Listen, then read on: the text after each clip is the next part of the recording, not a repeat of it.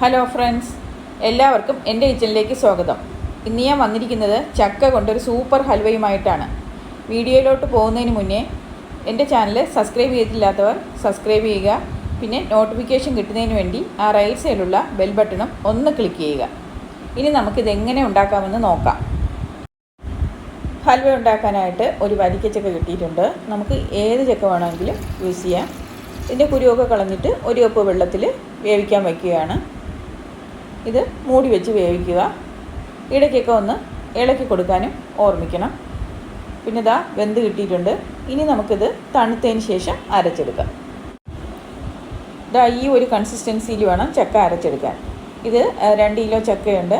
2 kilo ചക്കയ്ക്ക് ഞാൻ 1 kilo ശർക്കര 5 glass വെള്ളത്തിൽ ശർക്കര പാനി ഉണ്ടാക്കി വെച്ചിട്ടുണ്ട്.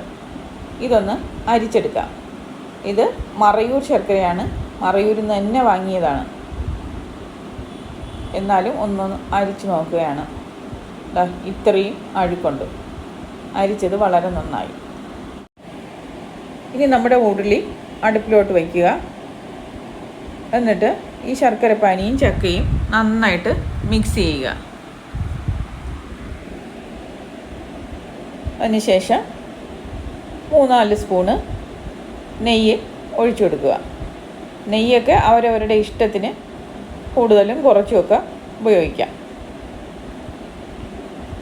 ഇനി നന്നായിട്ട് ഇളക്കണം.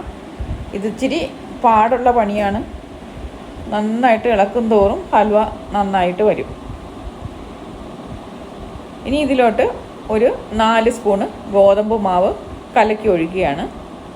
നിങ്ങൾക്ക് വേണമെങ്കിൽ കോൺഫ്ലോറോ പിന്നെ മൈദമാവോ എന്ത് വേണമെങ്കിലും ഉപയോഗിക്കാം.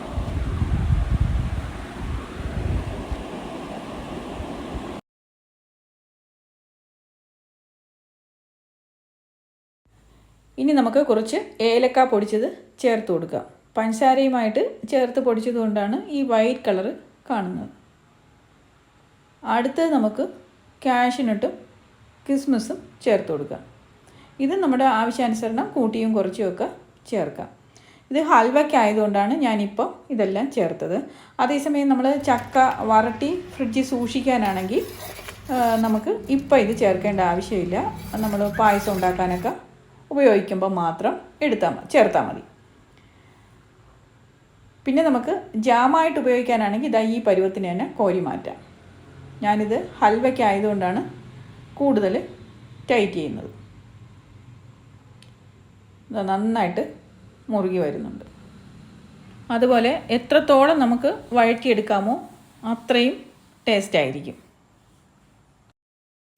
ആഹാ, നന്നായിട്ട് കുറുകി വന്നിട്ടുണ്ട്. അതുപോലെ ചക്കയുടെ അടിപൊളി മണം വരുന്നുണ്ട്. ഞാൻ പറയാതെ തന്നെ എല്ലാവർക്കും അറിയാം ചക്കയുടെ മണം എന്താണെന്ന്. ഞാൻ എന്തായാലും ഇനി മതിയാക്കാൻ പോവുകയാണ്. ഇനി ഇട്ടിരുന്നാൽ കരിഞ്ഞു പോകും. ഇനി ഒരു സ്റ്റീൽ പ്ലേറ്റ് എടുത്തിട്ട് അതിലൽപ്പം നെയ്യ് തടവിയിട്ട് അതിലോട്ട് നമ്മുടെ ഹൽവ കോരി മാറ്റുകയാണ്.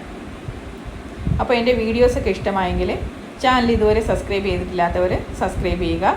പിന്നെ നോട്ടിഫിക്കേഷൻ കിട്ടുന്നതിന് വേണ്ടി ആ റൈറ്റ് സൈഡിലുള്ള ബെൽ ബട്ടണും ഒന്ന് പ്രസ് ചെയ്യുക. ഇത് ഇത്തിരി അല്പം മെനക്കെട്ട പണിയാണെങ്കിലും നല്ല ടേസ്റ്റാണ്. Super taste. അതുപോലെ ഹെൽത്തിയുമാണ്.